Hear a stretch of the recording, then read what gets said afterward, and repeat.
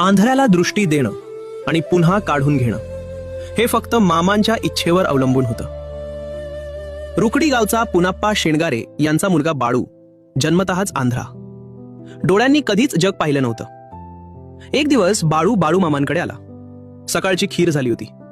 मामा आणि मंडळी शांतपणे बसली होती. तेवढ्यात मामा अचानक म्हणाले, बापू, या आंधळ्या बाळूला डोळे देऊ का? क्षणभर सगळे स्तब्ध. बापू थरथरत म्हणाले, द्या मामा. आणि मग मामा बाळूला म्हणाले, मी तुला दिसेल असं करतो, पण एक अट आहे. माझ्या मागून येऊन तू माझी पाठ शिवायची. जर शिवलीस तर डोळे, नाही शिवलीस तर नाही.